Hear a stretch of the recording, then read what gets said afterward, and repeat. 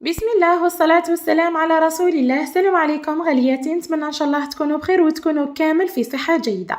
ما زلنا مستمرين مع الوصفات السهلة والسريعة، الوصفات الصيفية. كما راكم تشوفوا جبت لكم فطائر في المقلاة بدون لحوم بعجينة ولا اروح، تجي خفيفة وبنينة ما شاء الله، وكذلك مع واحد الحشو يجي اقتصادي ويجي معسل ويجي بزاف بنين. هذا الوصفة قد ما هي اقتصادية ولكن بنينة، صدقوني من اروع ما يكون. نتمنى ان شاء الله كامل تبعوا لي وصفه اليوم، فطائر في المقلاة ولا فطائر الطاجين بدون لحوم، تخرج بسم الله ما شاء الله. نتمنى ان شاء الله كامل تجربوها. قبل ما نبدا حبيباتي في الفيديو، فضلا وليس امرا ديروا الجيم، التفاعل راهو بزاف ناقص، الدعم راهو ناقص. نتمنى ان شاء الله تدعموني بجيم وكومنتير حلو كيما نتوما. اروح نقولوا بسم الله وعلى بركه الله.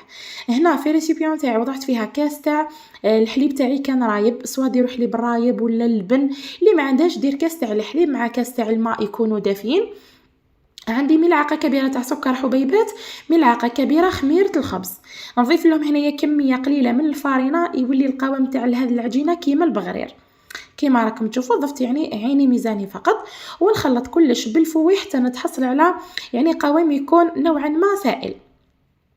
كيما راكم تشوفوا قلت لكم كيما القوام تاع البغرير. نخلطوا هنايا جيدا ونغطيو على الريسيبيون تاعنا ونخليوها تختمر مده 10 دقائق. هذا الوصفه حبيباتي قلت لكم بنينه ما شاء الله. هذه الفطائر صدقوني راح يطيروا من الطاجين ولا من المقله مباشره، تلمو بزاف بنان. تبعوا برك معايا يعني هذه الكيفيه راح تستفادوا ان شاء الله منها، وان شاء الله كامل تتمتعوا بها في هذه يعني راه جاي سخانه وكامل. هذا واش ينفع. هنا بعد ما فات 10 دقائق هبط الاختمار تاع العجينه تاعي، ضفت نص كاس تاع زيت نباتي، حوالي نصف ملعقه كبيره تاع الملح، ونخلط جيدا بالفوي. هذوما حبيباتي يعني المقادير تاع لاباط، يعني راكم شفتوا بدون بيض بدون حليب مجفف. صدقوني هاد لاباط تجي رائعه، تجي خفيفه ما شاء الله. نبدا هنايا نضيف الفارينه كما راكم تشوفوا على دفعات، وراني نطم في العجينه حتى نتحصل على عجينه تكون نوعا ما تكون طريه، يعني ما تيبسوهاش باش الفطائر تاعكم يجيكم خفاف ويجوا ما شاء الله. هذه العجينه حبيباتي راح تعتمدوها لجميع انواع مملحاتكم، تقدروا ديروا بها البيتزا، تقدروا ديروا برجر، فطائر كما اللي خدمتهم انايا اليوم. يعني هذه العجينه نقول لكم خبيوها في عينيكم. يعني انا هذه لاباط نعتمدها في كل المعجنات، تخرج ما شاء الله الخفه. وكذلك يعني العجينه هذه واش نقول لكم، برك جربوها وعينيكم مغمضين. هاوليكم هنا حبيباتي القوام تاع العجينه كيفاش تحصلت عليه. هنا بغيت يعني نلمها كما راكم تشوفوا، درت شويه تاع زيت في يدي، ونبدا نحاول اني يعني نطم العجينه تاعي بهذه الطريقه. هنا حبيباتي بعد ما تطموا العجينه تاعكم تغطيوها بكيس بلاستيكي وتخليوها تختمر حتى يتضاعف مليح الحجم تاعها. تخليوها على حساب يعني درجه الحراره تاع المطبخ تاعكم، من 20 دقيقه حتى نص ساعه 40 دقيقه. كي يكون يعني هكا سخون الجو كامل، ما راحش تدي لكم وقت كبير في الاختمار. نروحوا هنا حبيباتي باش نحضروا هذاك الحشو الاقتصادي وبزاف بنين. هنا في مقلاة قصيت البصل. بالنسبه للبصل اللي كان متواجد معايا البصل الاخضر، كنت قصيته كما راكم تشوفوا مربعات يكونوا صغار. اللي عنده يعني بصل تاع هذاك المكعبر كذلك تقصوه مربعات تكون صغيره. بالاخص اللي عندها البصل الاخضر راح يجي بزاف بنين. ضفت كميه من الزيت، رشه تاع الفلفل الاسود ورشه تاع الملح.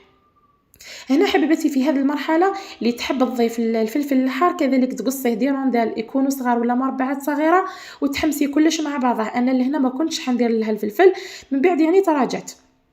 شوفوا هنا بعد ما كنت ذبلت البصل تفكرت هنا يعني الفلفل الحار، ضفت كميه من الفلفل الحار كما راكم تشوفوا.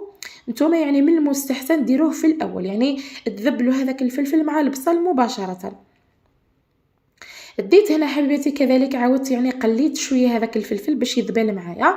وهنا حبيباتي كنت موجده حوالي ثلث حبات طماطم كما راكم تشوفوا، مع ثلث سنينات نتاع ثوم مربيتهم. بالنسبه للطماطم قصيتها مربعات تكون صغيره.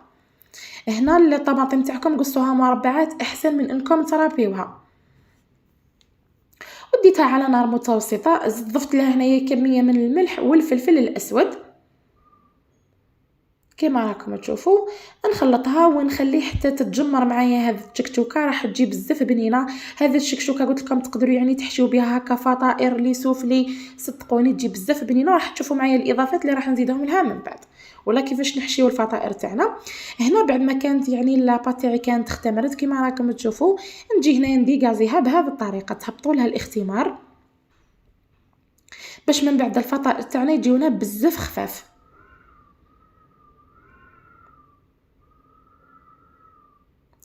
هنا حبيباتي نبدا نكورهم. بالنسبه لهاد لاباط يعني ما كنتش درت بها غير الفطائر، كنت كذلك خدمت بها بيتزا كاري، كذلك جات روعه يا البنات.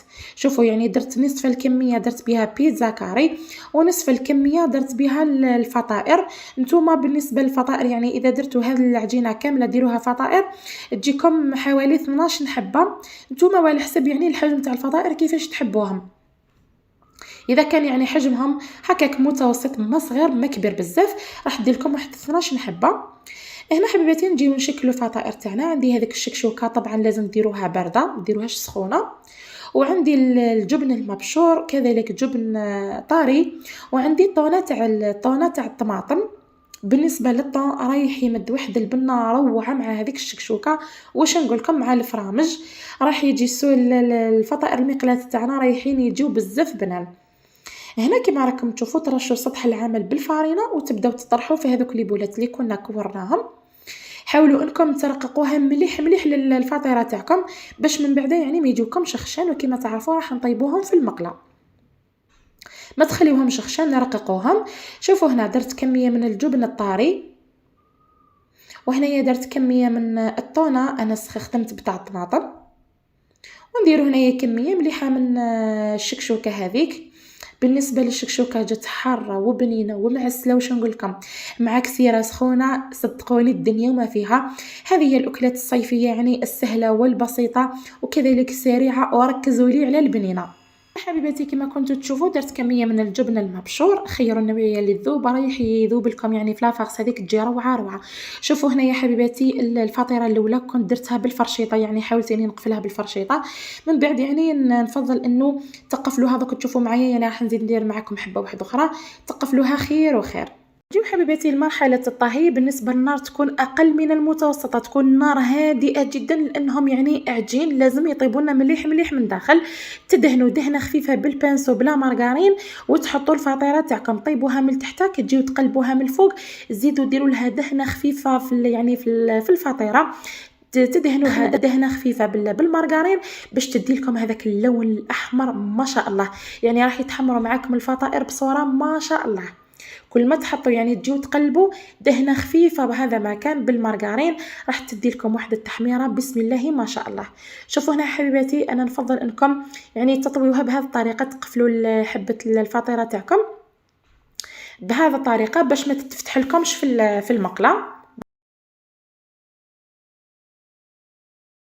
وهاي لكم هنايا الفطائر تاعنا في الشكل تاعهم النهائي، خرجوا بسم الله ما شاء الله كما راكم تشوفوا طيابهم ما شاء الله. كذلك الحشو من الداخل يجي معسل يجي مفرمج يجي ما شاء الله. نتمنى ان شاء الله وصفه اليوم تكون نالت اعجابكم. فضلا وليس امرا ديروا جيم ديروا بارطاج الفيديو. نتلاقاو ان شاء الله في فيديو اخر بحول الله. دمتم في رعايه الله وحفظه. السلام عليكم.